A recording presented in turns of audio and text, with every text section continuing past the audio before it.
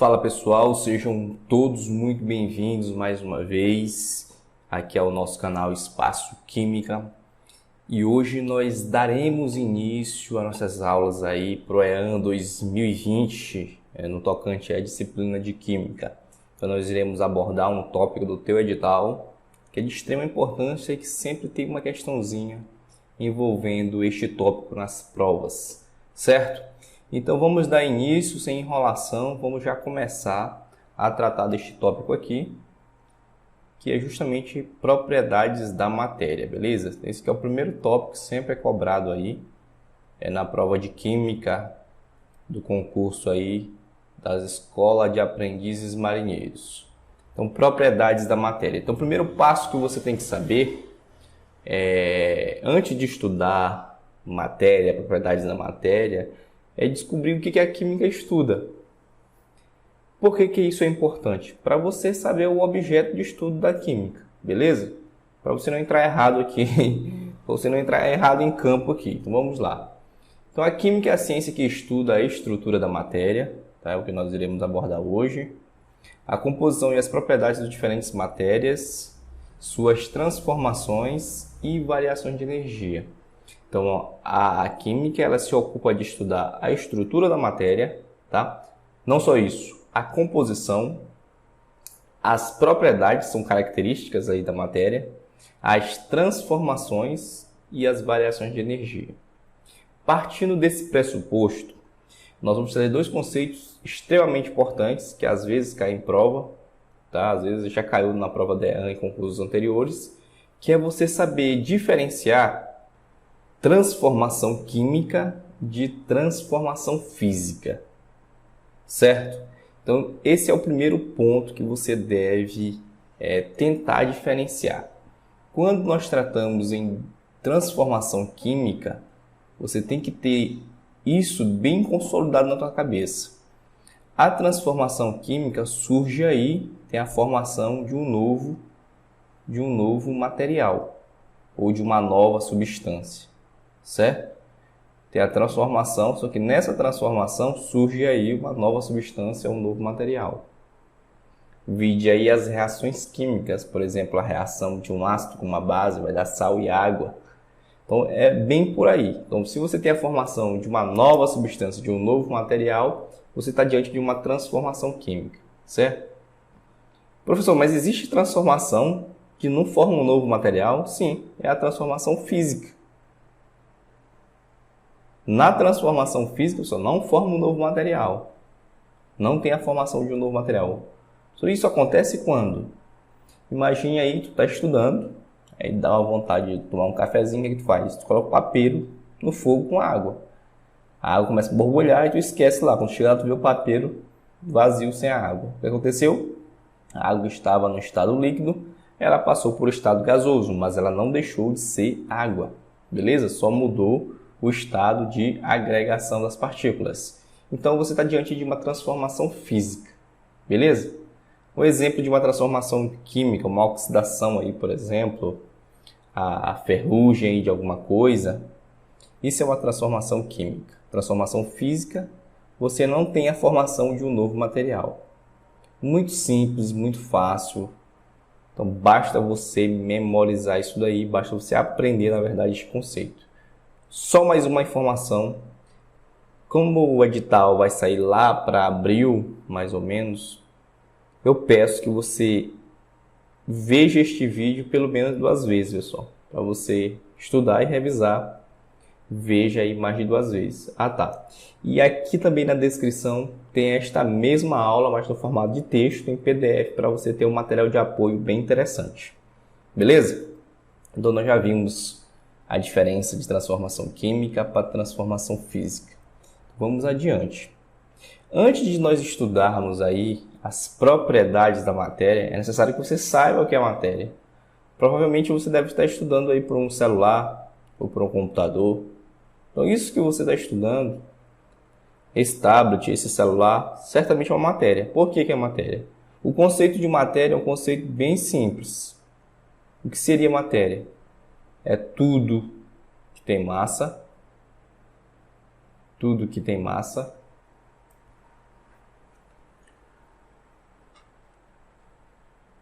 e ocupa lugar no espaço, ou seja, volume. Então, tudo que tem massa e ocupa lugar no espaço. E você pode, obviamente, mensurar isso. Então, isso aqui é matéria, tá? Conceito aí lá da 7ª série, lá da 5ª série. Quando você estava lá na 5ª série do ensino fundamental, já se falava em matéria. Então, matéria é tudo aquilo que tem massa e ocupa lugar no espaço, e você pode aí mensurar essa massa. A matéria ela pode se apresentar em 3 diferentes estados físicos, quais sejam. Nós temos o estado sólido, o estado líquido e o estado gasoso. Eu gosto muito dessa imagem que eu sempre uso aí nas aulas, porque ela é bem elucidativa. Porque, ó, olha só, no estado sólido, pessoal, as partículas elas estão bem próximas das outras, veja, está bem aí concisa, bem próxima. Isso é o que caracteriza aí o estado sólido, e ela tem uma forma definida e um volume constante, tá? Anota aí no teu caderno, tem no estado sólido, as partículas estão bem próximas uma das outras, e ela tem forma definida e volume constante, beleza? No estado do líquido, se você observar para esta figura aqui, ó, as partículas estão um pouco mais afastadas, tá? Não muitas, mas de modo aí intermediário.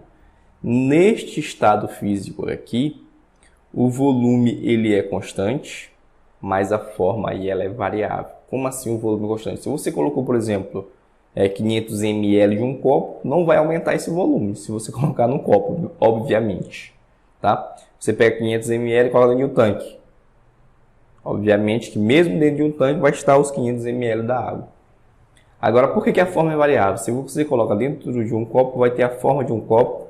Se você coloca numa bacia, esse líquido aí vai ter a forma de uma bacia.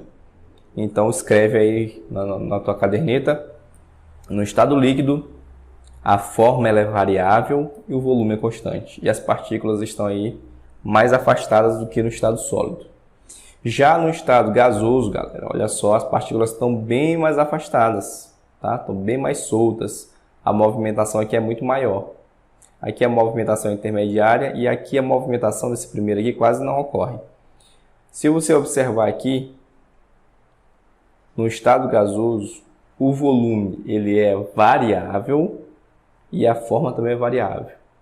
Se você der um peido numa sala, esse gás aí vai ter a forma da sala e o volume da sala, porque justamente o gás tem esse poder de se expandir, tá?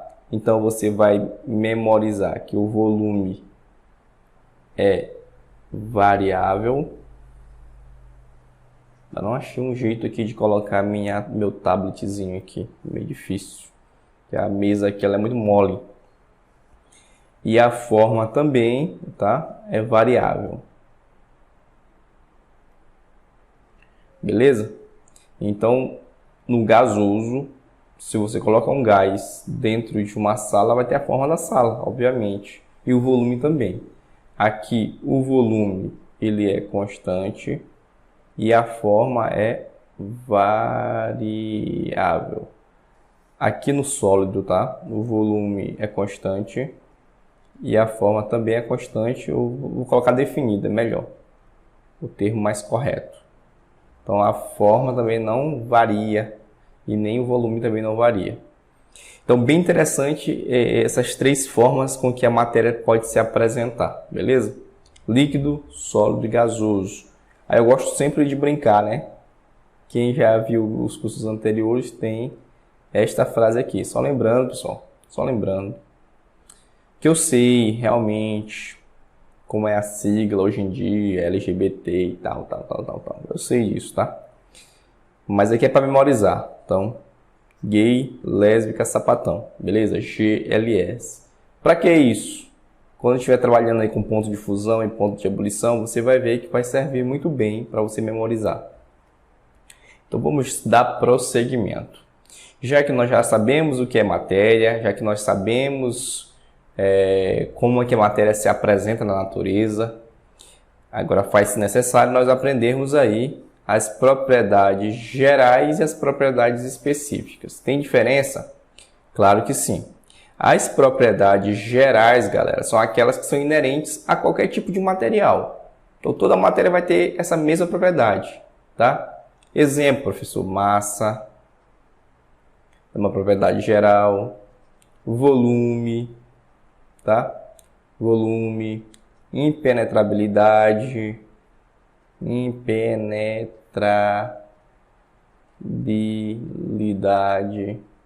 tá? Inércia, etc. Isso aí são características inerentes a qualquer tipo de matéria, beleza? Então, isso aqui são propriedades gerais. Já as propriedades específicas, como o próprio nome já te sugere muita coisa, ela é inerente a, vamos dizer, a grupos ali específicos. Determinados grupos têm determinadas características, ou determinados materiais têm determinadas matérias, quase não sai. Determinadas matérias têm determinadas características, tá? Propriedades específicas. Elas aí já podem, você pode vislumbrar aí as propriedades organolépticas, as propriedades químicas, as propriedades funcionais e as propriedades físicas, beleza? A gente vai ver uma por uma no decorrer da aula, beleza? Então vamos dar início. Inércia. Para quem estuda física sabe muito bem isso aqui. O que é inércia? Um corpo ele em repouso, ele tende a ficar em repouso. Já em movimento, ele tende a ficar em movimento. Por exemplo, você está aqui indo para a sua escola, dentro aí de um busãozinho. Aí está aqui em pé, porque não tem cadeira para você sentar. E aí o carro mantém uma velocidade, de repente ele para de forma brusca. O que acontece com você? Você dá aquele movimento para frente. Porque se você está em movimento, a tendência é que seu corpo se mantenha em movimento. Como o carro para de vez, você vai para frente, tá? Isso é inércia. Então, o corpo em movimento tende a ficar em movimento. O corpo em repouso tende a ficar em repouso. Vamos ver que você está em cima de um tapetezinho aqui sentado. Aí o cara puxa seu tapete. A tendência é que você caia. Que você tende a ficar em repouso. Beleza? Então, essa é uma propriedade geral, inerente a todo e qualquer tipo de matéria. Massa. O que seria a massa, pessoal? É a quantidade de matéria existente em um corpo. Beleza? Geralmente a massa ela se dá em quilograma, em grama, tá? Geralmente se você dá nessas medidas, quilograma, grama, miligrama, enfim. Quando alguém te pergunta qual a tua massa, você tem que dizer, vamos dizer que você tenha 60 quilogramas, tá? Aí muita gente confunde a massa com o peso. Aí quanto é que tu pesa? O cara 60 quilogramas. Aí tá errado, pessoal. Porque o peso é a massa vezes a aceleração da gravidade.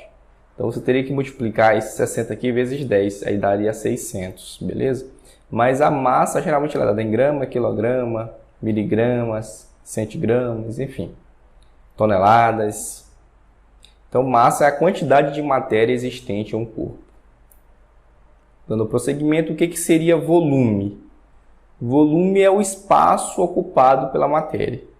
Esse é o volume, certo?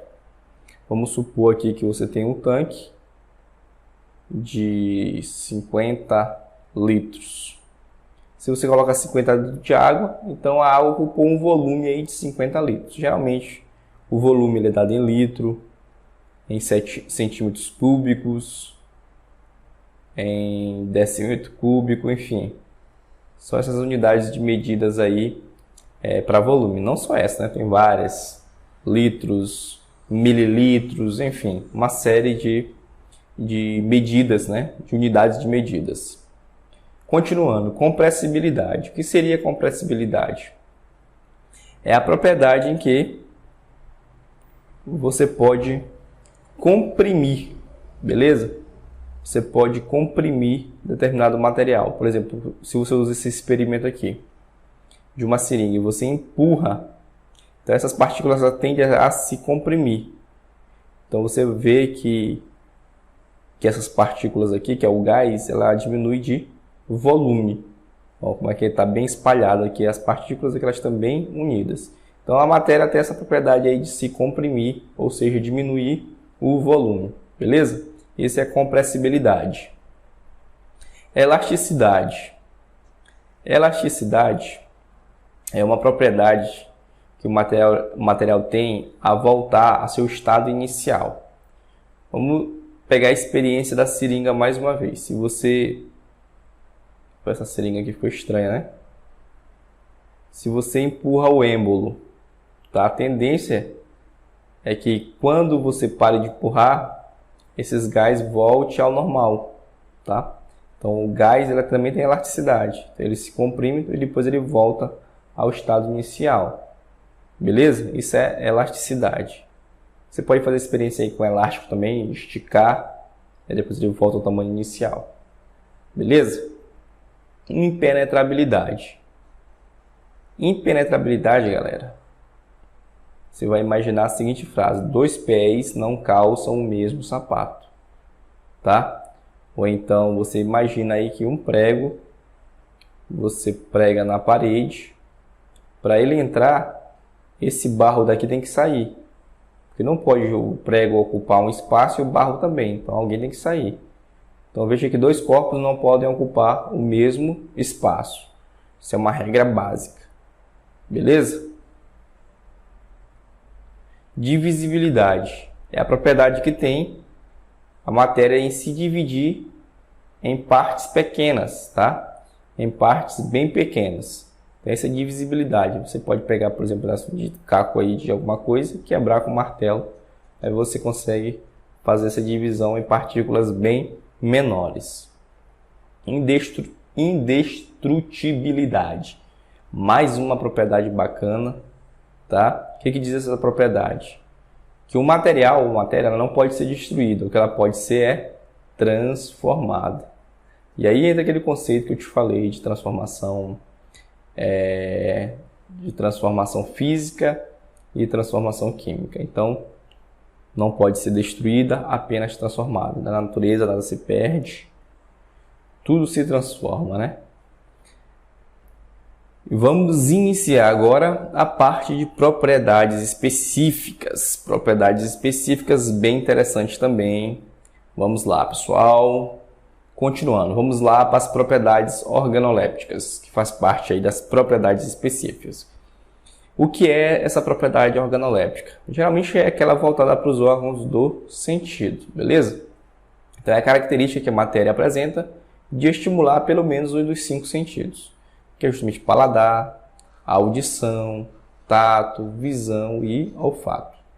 Se você não sabe o que é paladar, é quando ingerimos cloreto de sódio sentimos o sabor salgado, justamente o gosto, tá? Audição, o som produzido pelo bife sendo frito em uma panela, ou o som de uma música também, né? Tato, quando passamos uma toalha no rosto e sentimos que ela é áspera, aí você sente. Então, quando você passa a mão no corpo de uma menina, você sente aquela maciez ali, né?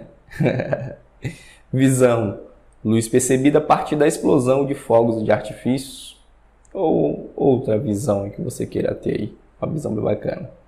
Olfato, o aroma liberado quando descascamos uma mexerica, ou se passa um perfume, você sente aquele cheiro legal. Propriedades funcionais. O que seriam essas propriedades funcionais?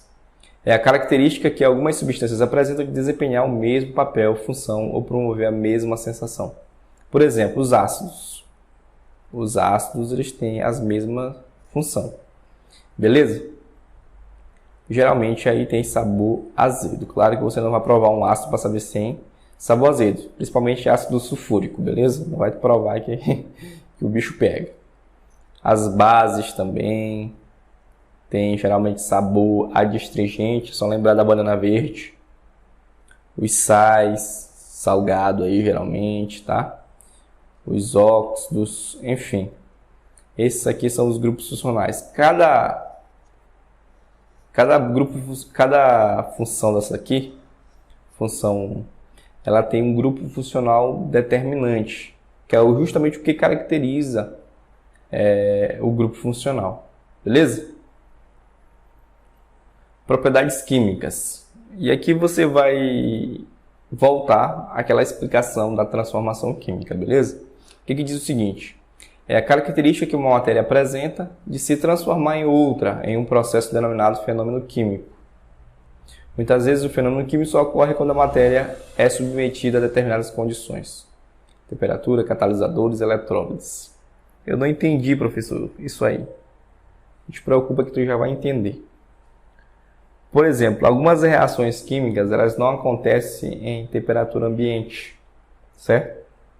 E aí você precisa aumentar a temperatura. Ou então ela acontece muito devagar. Aí você precisa colocar um catalisador. O catalisador justamente é para acelerar a reação, beleza? Então, bem tranquilo isso aí também. Vamos agora, pessoal, iniciar as propriedades físicas, que dentro das propriedades específicas seria a que mais cai na tua prova.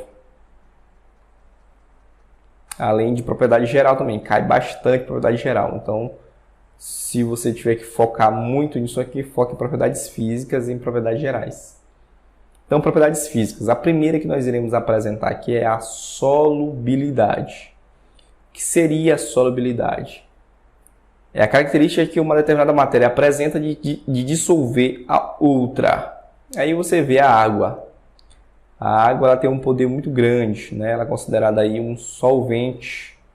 Solvente o quê? Universal.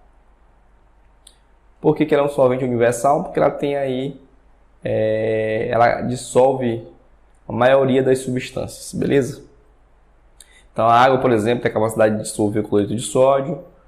Vale ressaltar que a quantidade de soluto, solvente e a temperatura são fatores que influenciam na solubilidade. Então veja, se você tem um recipiente, você coloca sal, coloca pouco sal, vai dissolver tudo, mas se você colocar um quilo de sal, aí meu amigo, vai ter uma parte que não vai mais solubilizar.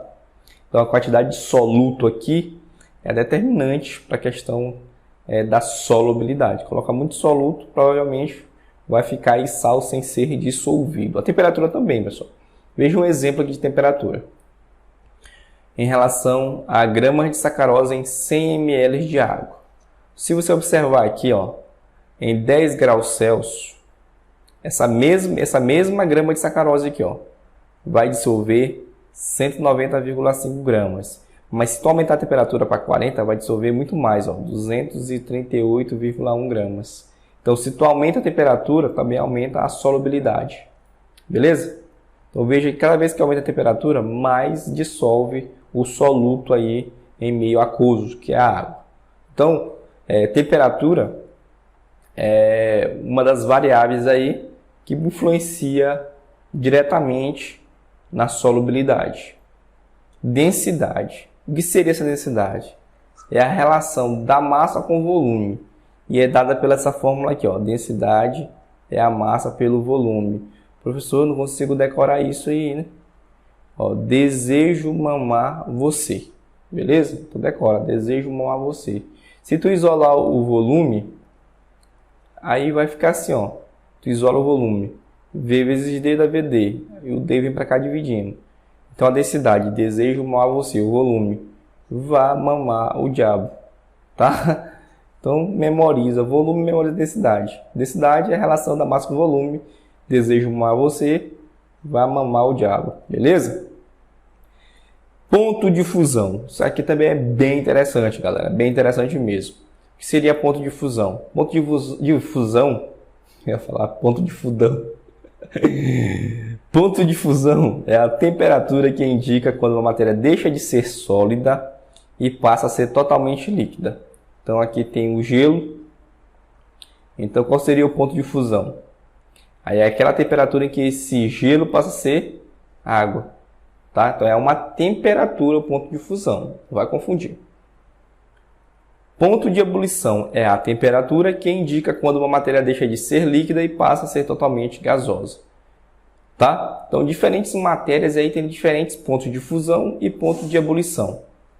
Então como você relacionar ponto de fusão e ponto de ebulição e como ele pode te perguntar na prova? Geralmente cai assim, pessoal. Imagine uma substância A, tá? Que tenha ponto de ebulição 20 e ponto de fusão 5. Imagine outra substância B que tenha ponto de fusão 180 e ponto de ebulição menos 50. Imagine outra substância C que tenha ponto de ebulição 200 e ponto de fusão aí 0. Beleza? Aí ele diz que a temperatura a qual essas substâncias se encontram é de 45 graus. Aí ele pergunta, qual o estado físico que a substância A se apresenta? Qual o estado físico que a substância B se apresenta? E qual o estado físico que a substância C se apresenta? Então, aqui eu já sei que é o ponto de ebulição e aqui é o ponto de fusão. Então, acima do ponto de ebulição, você sabe que o ponto de ebulição é a temperatura em que uma substância passa do estado líquido para o gasoso. Então, aqui, pessoal, acima disso aqui é o que? Gasoso. Aqui é líquido. Então, entre o ponto aqui de ebulição e o ponto de fusão é líquido. Então, abaixo aqui do ponto de fusão é o que? Sólido. Agora memoriza. GLS. Gay, lésbica, sapatão. Gay, lésbica, sapatão. Então, onde o número estiver, é justamente o estado físico. Então, 45 é a temperatura, beleza? Então, vamos para cá. 45 está onde? Está entre os 5 e 20? Não. Está abaixo do 5? Não. Está acima do 20. Então, 45 está por aqui. Então, logo, a substância A está no estado gasoso. Vamos para B. 45. 45 está abaixo do menos 50? Não, mas está abaixo do 180. Então, está por aqui. Então, veja que está nesse intervalo aqui. Esse intervalo é o quê? Líquido.